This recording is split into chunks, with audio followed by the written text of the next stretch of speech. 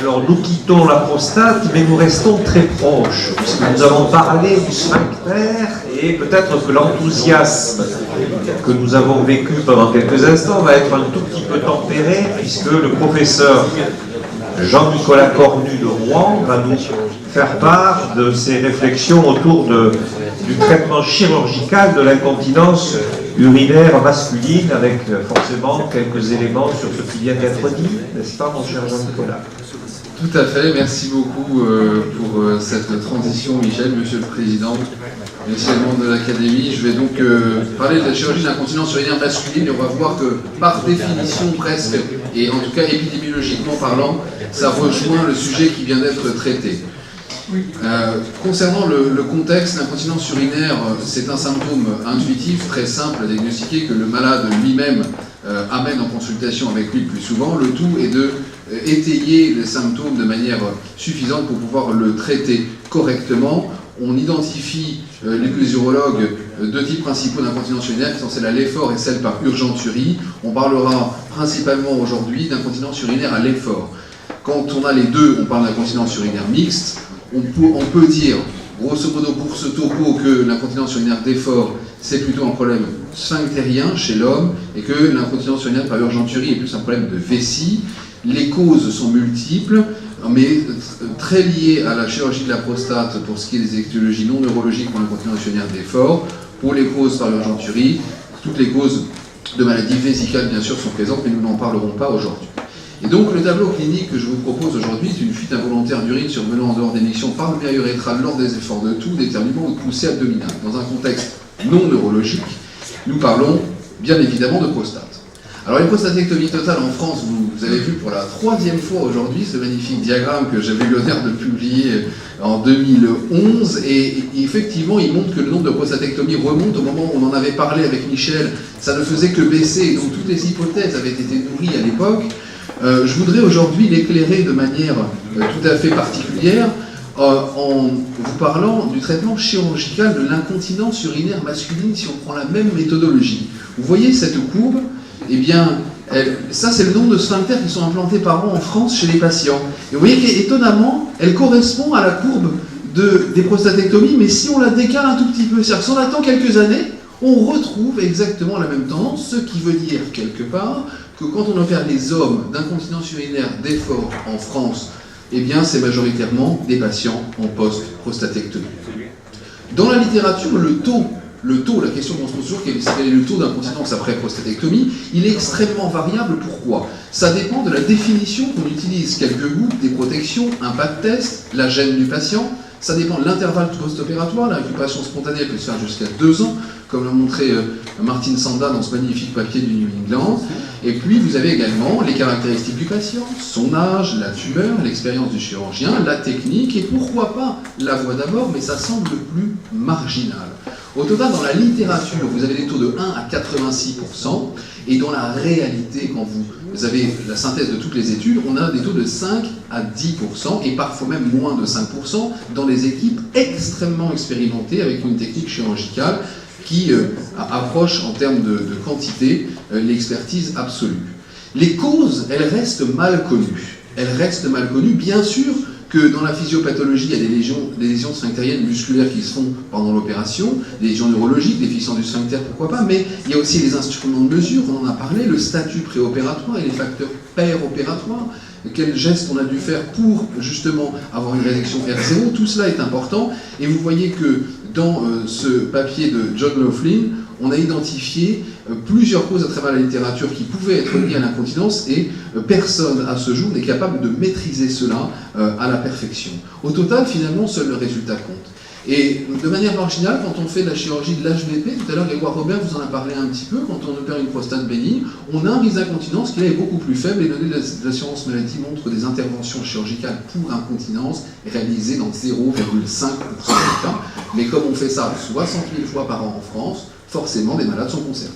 Alors quels sont les enjeux du bilan pré-thérapeutique? Rapidement, il ne faut pas perdre de vue que ce malade qui a un cancer de la prostate qu'on a pris en charge avec cette triade qu'elle défie l'urologue, un résultat carcinologique correct, une fonction érectile conservée et une continence préservée, eh bien, si il y a quelque chose qui est atteint, quand on met ça en parallèle du stress oncopsychologique, le malade a comme troqué, si vous voulez, sa maladie carcinologique contre une séquelle fonctionnelle qui peut altérer très gravement sa qualité de vie. Et c'est bien ça le contexte dans lequel on se trouve. Donc nous, quand on voit ces patients, je dis nous, en tant que spécialistes d'urologie fonctionnelle, puisqu'on a tendance aujourd'hui à de plus en plus séparer notre expertise, nous les urologues, en fonction des différents domaines, vu le nombre d'outils que nous avons à la disposition, on ne peut pas être expert dans tout. Et il faut absolument avoir le contexte complet quand on prend en charge un patient, avec tous les antécédents, et prendre la décision en concertation avec lui et en rapport avec la gène qui reste l'élément principal. La sélection des patients pour les nouvelles techniques que l'on a détermine le résultat. Alors, la thérapeutique, elle a très longtemps été basée sur soit un traitement conservateur, c'est-à-dire on s'en accommode ou on fait de la kinésithérapie, le traitement médical qu'on a pour l'instant jamais réussi à trouver, ou un sphincter artificiel AMS 800, qui est l'outil qu'on utilise depuis 1972 maintenant, avec une expérience clinique dans le monde entier qui est tout à fait gigantesque. Les ouvertures qui ont eu lieu ont été les bandelettes, et je vous en montrerai plusieurs types, les ballonnets latéraux-rétro et des choses encore plus novateurs. Alors, le traitement conservateur, c'est palliatif, c'est-à-dire qu'on utilise soit une pince à verge, soit des protections, soit des étuis péniens, on peut programmer l'émission, on peut maîtriser l'apport hydrique, tout ça, associé à une bonne rééducation, ça permet dans certains cas d'améliorer les choses, très rarement de les guérir quand c'est installé et qu'on a dépassé l'année de récupération qui suit la prostatectomie. On gagne assez peu avec ces mesures de rééducation. Malheureusement, parfois, pour des raisons de risque chirurgical ou de préférence du patient, on en reste là. Le traitement médical, il n'y en a pas aujourd'hui, sauf la duloxétine, qui est un médicament initialement antidépresseur, qui a été comparé au placebo dans plusieurs études, dont une qu'on avait menée à l'hôpital Tenon, qui montre un très bon effet, mais sur peu de patients, c'est une preuve de principe, et aujourd'hui il n'y a pas d'AMM pour ça, et il y a également les effets antidépresseurs de la drogue qui sont à prendre en compte, parce que c'est un médicament dangereux à utiliser, et dans un de ces essais, il y a eu une pendaison sur arrêt brutal, parce que c'est un antidépresseur, donc aujourd'hui ce n'est pas mis entre les mains des praticiens pour traiter l'incontinence urinaire chez leur hors expertise particulière. Alors le sphincter artificiel, je suis bien sûr tout à fait ému et fier d'en parler devant François Richard aujourd'hui. C'est un élément qui a animé toute la pratique des urologues spécialisés en urologie fonctionnelle depuis des années, avec une modification technique principale en 1983, mais depuis cette date, ça reste le même outil qui est implanté, avec une modalité la plus classique qui est de mettre une manchette en péribulbaire pour bloquer les urines, par voie périnéale, associé à un ballon et une pompe qui permet de gonfler cette manchette pour maîtriser la continence. On sait que ce sphincter artificiel est d'excellents résultats, environ 80% de bons résultats si on juge le critère 0 ou une protection. Et ce 0 ou une protection est important. Quand on regarde très précisément dans la littérature les patients qui sont parfaitement secs, en réalité c'est environ 50%. La littérature est plutôt mauvaise, elle est plutôt ancienne pour le sphincter artificiel, on considère ça comme un acquis dans la communauté scientifique aujourd'hui. Est-ce vraiment raisonnable? À voir. Les contre-indications sont très rares, les infections elles sont connues, c'est l'infection parce que c'est un matériel étranger, des pannes, des érosions, des atrophies urétrales, et en gros ces patients-là on est amené à les réopérer, à les réviser avec une demi-vie du matériel d'environ 7 ans, c'est comme une voiture que l'on révise, dira-t-on aux patients vu en consultation. Ça reste aujourd'hui la méthode de référence pour l'incontinence sévère. Les bandelettes, l'histoire a commencé par l'idée de comprimer ça de manière passive. Alors c'est un savant équilibre entre la rétention et les fluides quand on tend une bandelette. Les différents éléments de bandelette ancrés qui ont été utilisés ont été arrêtés parce que beaucoup de complications sont survenues, notamment des infections des explantations et les défauts de dispositifs. Donc les bandelettes ancrées aujourd'hui, elles sont abandonnées et on appelle ce qu'on a les bandelettes 2.0 et depuis une dizaine d'années. Des nouvelles bandelettes sont apparues, notamment celle-ci, qui consiste à une mise en place transobturatrice, une bandelette qui est décrite comme non compressive, plutôt relocalisatrice de l'urètre postérieur, une compression qui existe clairement mais qui est moindre, et avec cet outil que vous voyez ici placé à l'IRM qui fait une sorte de plicature postérieure au niveau du bulbe urétral, eh bien il y a peu de complications et il y a des résultats honorables. Vous les voyez ici avec des études plus modernes qui concernent plutôt des patients secs. On parle de patients secs dans les études modernes de succès pour l'incontinence, et on a quelque chose qui s'approche de 50% si on veut être raisonnable, mais malheureusement, plusieurs années après, on se rend compte, depuis les premières bandelettes implantées, que ça a tendance à récidiver. Il y a une sélection des patients qui est impérative quand on décide cette voie mini-invasive. Premièrement, c'est de ne pas avoir des fuites trop importantes, on sait que c'est un facteur d'échec. Les patients qui ont été irradiés également ont plus de facteurs d'échec parce que ces tissus seront moins malléables à la relocalisation et à l'action de la bandelette. S'il y a eu une sténose de l'urètre, les choses sont effectivement beaucoup plus compliquées parce que les tissus sont souvent plus fibreux. Quand la fonction résiduelle sphinctérienne est mauvaise, c'est aussi un facteur d'échec, pardon. Et puis, quand la vidange vésicale est mauvaise, eh bien, pratiquer cette obstruction passive n'est également pas raisonnable. Les complications, je vous l'ai dit, les complications sévères, elles sont très rares. Donc c'est plutôt quelque chose qui est satisfaisant pour ces cas sélectionnés. Il y a d'autres bandelettes qui ont été mises en place depuis que celle-ci a été utilisée. Plein d'autres ont essayé de s'engouffrer dans la brèche. Cette bandelette e-stop par exemple, qui a donné des résultats un petit peu voisins et quelques différences techniques. Globalement, ça reste à peu près le même principe, bien que celle-là est plus compressive. On a des résultats qui approchent aussi les 50%, mais là encore, la durabilité des résultats a été remise en question. À Rouen, où mon prédécesseur Philippe Grise en a énormément implanté, nous avons exactement le même profil de récidive qu'avec les Advance. Donc aujourd'hui, c'est une option. Il y a des bandelettes ajustables qui ont été également inventées avec des appareils des dispositifs de réglage en post-opératoire possible. Celles-ci ne sont pas recommandées car elles mènent à des complications très élevées, jusqu'à 55% d'explantation. Ce n'est pas acceptable quand on voit que l'autre bandelette amène très peu de complications. Et puis il y a maintenant des bandelettes même à 4 bras qu'on propose pour faire un soutènement urétral. Alors celle-ci a été, comme le disait Grégoire Robert tout à l'heure, un grand renfort de publicité présenté à tort et à cri, et finalement une magnifique étude de la Mayo Clinique qui a montré que quasiment tous les patients, 3 ans après, avaient eu la mise en place d'un sphincter artificiel. Et donc cette piste est abandonnée. Il faut aussi que je vous parle des petits ballonnets latéraux urétraux que j'ai appris à mettre en place à la Pitié-Salpêtrière sous l'autorité de François Richard. Et ces résultats-là, ils sont aussi bons parce que cette technique est mini-invasive, on les implante par voie périnéale, ces petits ballonnets qu'on peut gonfler, et à renfort de différents gonflages, on arrive à obtenir aussi des taux de continence corrects. Le taux du succès est donc acceptable, mais chez les patients là encore sélectionnés, attention aux patients qui ont été radiothérapiés aujourd'hui, on ne leur propose plus, aux incontinences sévères c'est pareil, donc il faut vraiment sélectionner ces patients. Et la courbe d'apprentissage, c'est aussi quelque chose qu'il faut mentionner, elle n'est vraiment pas anodine pour cette technique qui est simple mais qui mérite d'être effectuée de manière très rigoureuse. Les alternatives thérapeutiques, j'ai eu l'occasion d'en essayer plusieurs récemment, dont ce nouveau sphincter artificiel qui a été vendu comme quelque chose de révolutionnaire, quelque chose qu'on pouvait activer on-off, qui pouvait être injecté pour être renforcé en termes de pression, etc. Aujourd'hui, cette étude elle est arrêtée parce que ça ne marchait pas et qu'il y a eu beaucoup de complications. Le fabricant a mis la clé sous la porte en quelques mois à peine, alors qu'encore l'an dernier, je me souviens que les publicités étaient faites à grand renfort d'articles de journaux dans notre région pour recruter.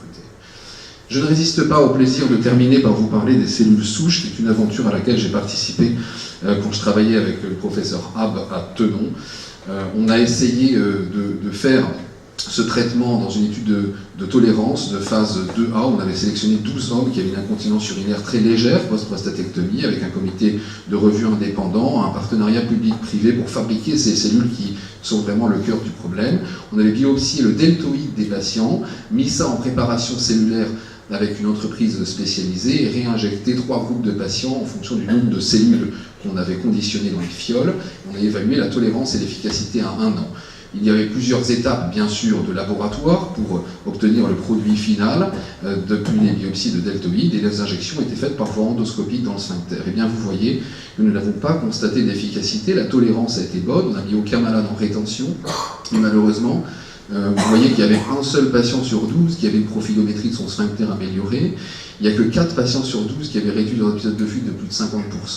Finalement, les choses étaient assez décevantes de ce point de vue, mais ça reste une piste ouverte, d'autant plus que, clin d'œil au timing de la réunion d'aujourd'hui, l'équipe de Rouen vient de publier dans l'incontinence anale des résultats qui sont plutôt prometteurs et qui sont un petit peu dans la même veine de réflexion pour la fonction sphinctérienne.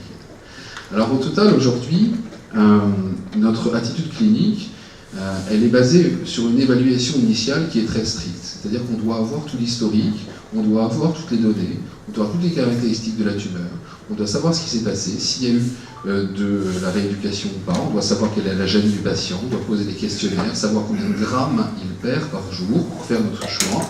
Et puis, on doit également démasquer cette incontinence urinaire par urgenturie dont je vous parlais, qui est ici à droite de la diapositive, qu'on appelle overactive bladder, qui est l'hyperactivité vésicale. Eh bien, celle-ci relève plutôt de médicaments. Mais pour l'incontinence urinaire d'effort, on reste sur un traitement chirurgical uniquement. Et si l'incontinence est légère à modérée, alors, une fois le patient informé du risque de complications, de récidive, et peut-être d'une efficacité un peu moindre, on peut lui offrir des alternatives mini-invasives qui sont en premier lieu aujourd'hui des ballonnets pro-ACT ou bien une bandelette transobturatrice rétro-urétrale ou encore une bandelette sous-urétrale dans un essai clinique. Pour l'incontinence sévère ou en cas de récidive, après ces données mini-invasives, le sphincter urinaire artificiel reste la référence indiscutable. Je vous remercie beaucoup de votre attention. Merci beaucoup Jean-Nicolas pour la clairvoyance de tes propos et la pondération qui les accompagne, qui est dans la même veine que tes prédécesseurs sur l'HVP, où on a vu l'implication des matériels, des matériaux, des firmes, des précieux, etc. Et c'était très, très intéressant. Alors nous avons évidemment un argumentaire de choix, de qualité, puisque l'ancien président de l'AFU, Patrick Colody, chef de service à Pontoise, va nous donner son vécu et de la situation et puis ses remarques pour l'avenir. Merci Patrick. Merci Jean-Nicolas pour cette très belle présentation qui résume parfaitement bien la prise en charge de l'incontinence urinaire par voie chirurgicale. Et je voudrais resituer sur 4 points cette incontinence urinaire masculine. Le premier point, c'est quelle est la population d'hommes que l'on voit en pratique courante qui se plaint d'incontinence urinaire. On voit plus rarement ce que vous avez connu jadis, ce qu'on appelle les mictions par regorgement de l'homme qui a une rétention vésicale incomplète. Cette incontinence est nocturne et il doit alerter sur un obstacle avec une vessie pleine. C'est aussi un traitement chirurgical de cette incontinence puisqu'il faudra resséquer, enlever l'adénome prostatique qui est obstrué. C'est encore des patients que l'on voit, mais beaucoup moins fréquents qu'avant. Ce que l'on voit beaucoup plus fréquemment, c'est des patients qui viennent avec des fuites par urgenturie. Alors, l'hyperactivité vésicale, dont a parlé Jean-Nicolas Cornu, dont la cause la plus fréquente est d'une part le vieillissement vésical, qui est commun à l'homme et à la femme, mais également lié également à l'obstruction cervico-prostatique qui peut, de façon secondaire, entraîner une réaction de la vessie et une hyperactivité vésicale qui peut être levée une fois que l'on aura traité l'obstacle. Et on est toujours dans une position difficile de prise en charge de ces patients, car on n'est pas sûr, lorsqu'on va opérer ces patients de l'obstacle et qui va leur permettre d'éviter d'avoir des fuites par ailleurs, d'être sûr que cette hyperactivité vésicale n'est pas primitive, n'est pas à l'origine liée uniquement à la vessie, et que l'ablation de l'obstacle ne va pas faire disparaître cette hyperactivité vésicale, et au-delà même de ça, peut aggraver les fuites qui étaient finalement contenues un peu par l'obstacle. Donc l'évaluation de ces patients est une évaluation précise, et c'est notre quotidien, plus que finalement ce qui nous a été présenté. Mais la plus grosse proportion de patients qui ont une incontinence urinaire sont des patients que l'on a rendus incontinents par nos interventions chirurgicales sur la prostate. J'ai évacué toutes les maladies neurologiques qui peuvent entraîner aussi une hyperactivité vésicale. Et c'est ce qu'a présenté Jean-Nicolas Cornu. Et dans la chirurgie prostatique, il y a d'une part la chirurgie de l'adénome prostatique qui peut entraîner des incontinences urinaires d'effort. Et on a vu actuellement une réaugmentation de l'incontinence urinaire d'effort par l'arrivée de nouvelles techniques d'énucléation par voie endoscopique qui nécessitent une courbe d'apprentissage. Et on a une proportion de patients au départ qui ont une incontinence urinaire d'effort qu'on n'avait pas avec la résection ou avec l'adénomectomie. mais le plus souvent c'est de la chirurgie carcinologique prostatique. La prostatectomie totale, c'est plus de 20 000 prostatectomies totales, mais il y a également la chirurgie du cancer de la vessie, où on fait une prostatocystectomie totale, et lorsqu'on fait un remplacement de vessie, on va avoir également des problèmes d'incontinence diurne et nocturne. Mais là, c'est une proportion de patients beaucoup plus faible, puisqu'il y a environ 4000 cystectomies par an, et moins de la moitié qui ont des remplacements de vessie, donc moins de 2000 patients qui auront un remplacement de vessie et qu'il faudra prendre en charge sur leur continence diurne et nocturne. Donc ça, c'était le premier point que je voulais aborder. Le deuxième point que je voulais aborder, c'était la prévention. Comment prévenir les incontinences des patients que l'on va opérer pour un cancer ou une alvéole de la prostate ou un cancer de la vessie. C'est d'abord une bonne sélection des patients. Et on a vu les facteurs de risque qui ont été présentés par Jean-Nicolas. L'âge est un élément important, et on a vu la discussion sur l'indication de la prostatectomie totale par rapport à la radiothérapie. L'âge intervenait puisqu'on avait un risque plus important de problèmes de continence du fait du vieillissement du corps musculaire lié à l'âge, mais aussi toutes ces maladies associées, ces prises de médicaments, le diabète, les maladies neurologiques associées, un traitement chirurgical d'un adénome de la prostate avant une prostatectomie totale. On sait qu'on va avoir un risque d'incontinence supérieur. Tous ces éléments sont à prendre en compte dans l'indication de la prostatectomie totale par rapport aux autres prises en charge que l'on a expliquées, la radiothérapie externe, la surveillance active pour les tumeurs à faible risque, mais aussi d'autres traitements tels que les ultrasons focalisés à haute intensité qui peuvent avoir un intérêt sur les patients plus âgés. La prévention, c'est aussi, lorsqu'on fait un acte chirurgical, d'avoir la compétence de réaliser cet acte chirurgical. La dissection de l'apex prostatique dans la prostatectomie totale ou dans la prostatocystectomie totale est un geste difficile. Car on a un challenge, un défi à avoir, c'est de passer suffisamment au large pour ne pas laisser du tissu prostatique et notamment du tissu prostatique cancéreux, mais il faut préserver la fonction de la continence qui est le plus importante à conserver, et si l'on peut, la fonction érectile. Et la fonction de la continence, on sait que le principal élément d'une bonne continence, c'est une longueur urétrale suffisante, recouvert de son manchon sphinctérien. On sait que le sphincter urétral de l'homme et de la femme a la forme d'un oméga, plus développé sur la face antérieure que sur la face postérieure. Et donc il faut faire très attention sur la face antérieure de l'urètre, de préserver un manchon urétral suffisant avec son système sphinctérien qui va permettre toutes les chances d'avoir une meilleure continence. Mais il y a plein d'autres facteurs qui ont été listés sur la diapositive de Jean-Nicolas Cornu, mais c'est quand même l'un des facteurs importants. Donc, savoir opérer, avoir une bonne expérience de l'acte et avoir une bonne indication, donc avoir une bonne pertinence de l'acte, choisir le bon traitement pour le bon patient au bon moment. Troisième point que je voulais aborder, c'est l'évaluation. Un malade qui a une incontinence, il faut savoir quels sont les paramètres en cause. Et ce n'est pas un simple interrogatoire de ce que va nous dire le patient qui va nous permettre de savoir ce qui se passe réellement. Il y a deux examens très utiles pour évaluer l'incontinence. Le premier, c'est le calendrier mictionnel. Le calendrier mictionnel, ça consiste en quoi? Ça consiste à noter du matin jusqu'au soir la quantité que l'on urine et l'heure à laquelle on va uriner et les épisodes de fuite que l'on va avoir dans la journée avec les circonstances dans lesquelles surviennent les fuites. Et puis parallèlement à ce calendrier mictionnel, on va peser les pertes d'urine. Les patients mettent des protections ou n'en mettent pas, mais si on veut savoir quel est le degré d'incontinence, le degré de perte, il faut mettre des protections et les peser. À la fin de la journée, donc on pèse les protections sèches, on pèse les protections mouillées et on a la quantité d'urine évacuée. C'est la seule façon de comprendre précisément l'importance des fuites d'urine et les mécanismes en cause. Ensuite, bien sûr, l'examen aérodynamique éventuellement. L'examen endoscopique, après un geste chirurgical, a un rôle important également pour bien voir la zone sphinctérienne, voir s'il n'y a pas un rétrécissement au niveau de la zone opérée.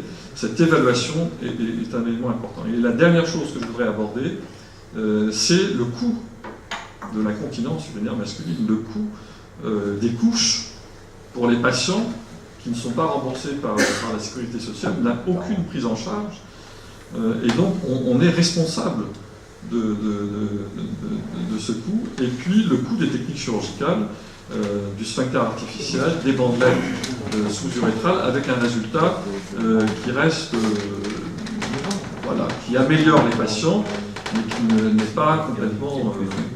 Alors, bien sûr, au total, il ne faut pas remettre en cause la chirurgie de la prostatectomie totale, qui reste un geste important tel qu'ils l'ont décrit Laurent Saint-Lebon et François Rosé pour la prise en charge du cancer de la prostate.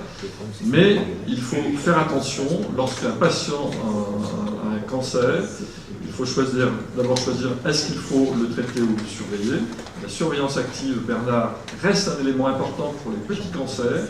Et on va rendre service aux patients. On peut même se poser la problématique de la surveillance active avant les biopsies.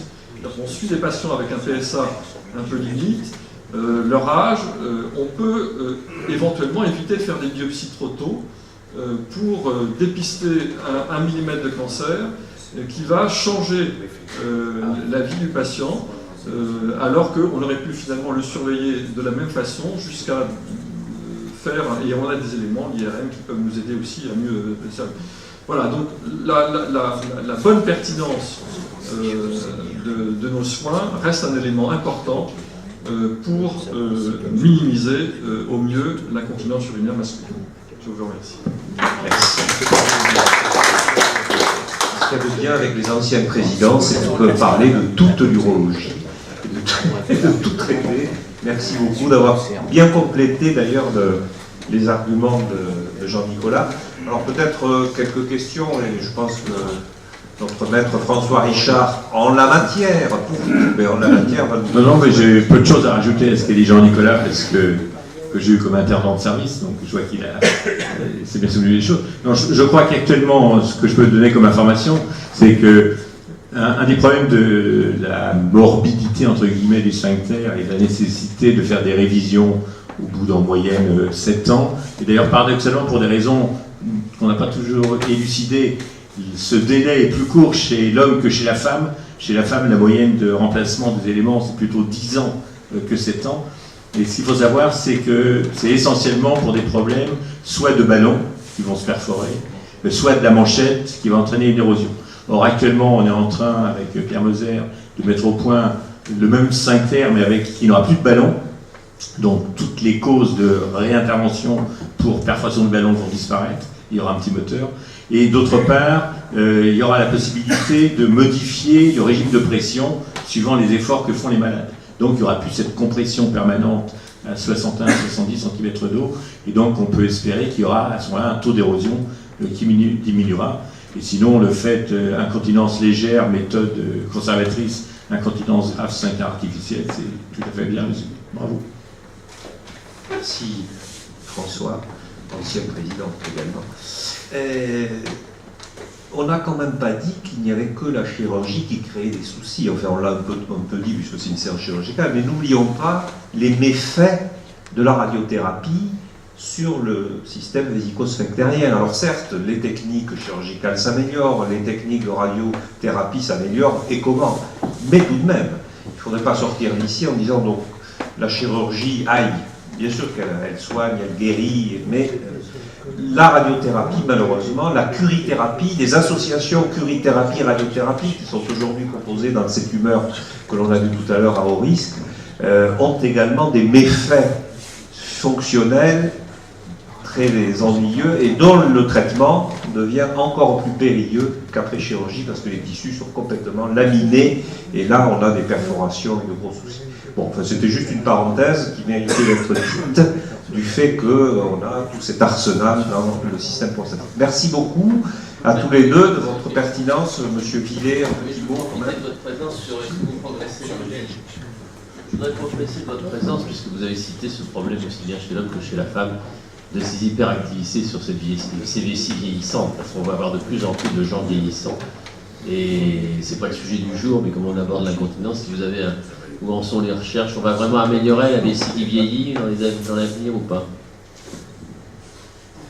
Alors, concernant l'hyperactivité vésicale, il est vrai qu'on a aujourd'hui un petit peu épuisé toutes les causes neurologiques, ça on maîtrise pas mal, et on s'est porté sur le non neurologique, en particulier ce qu'on appelle l'idiopathie, qui est tout sauf idiopathique, c'est multifactoriel, c'est du vieillissement, mais aujourd'hui on a fait aussi beaucoup de progrès sur toutes les autres causes associées au vieillissement, c'est-à-dire le microbiote de la vessie, l'influence du système neurologique tel le stress, l'influence avec la connexion des organes pelviens, dont on avait parlé à la CIFUD, avec les interactions viscérales pelviennes. On a fait aussi beaucoup de progrès sur le fait que certains patients ont une vessie plus sensible que d'autres. On commence à matérialiser ça, notamment avec la réaction au stress. Les patients, vous savez, quand on les met debout, on peut voir leur espace PR à l'électrocardiogramme, en combien de temps il se raccourcit pour devenir normal. Ça stimule un peu de se mettre debout. Et c'est un reflet de la tonicité sympathique des patients. Et quand on voit ça, vous voyez que des femmes qui ont une tonicité sympathique plus importante sont plus exposées, par exemple, à l'hyperactivité vésicale. Tous ces travaux-là ont fait plus maintenant de progrès sur l'étiologie multifactorielle, et ça aboutit à des nouveaux médicaments, un récent qui est sorti, concurrent aux anticholinergiques, et je pense à un meilleur étiquetage dans le futur, et à une meilleure répartition de nos armes thérapeutiques entre certains médicaments, les anticholinergiques, les nouveaux, puis de la toxine, la neuromodulation, beaucoup d'autres choses, et même les thérapeutiques associées. L'hypnose, la modification du microbiote, tout ça, c'est un champ énorme qui s'ouvre, il est médico-chirurgical, mais on s'en empare bien. Merci Richard, tu vois, incollable sur la gent féminine, Jean-Nicolas. Merci beaucoup à tous les deux.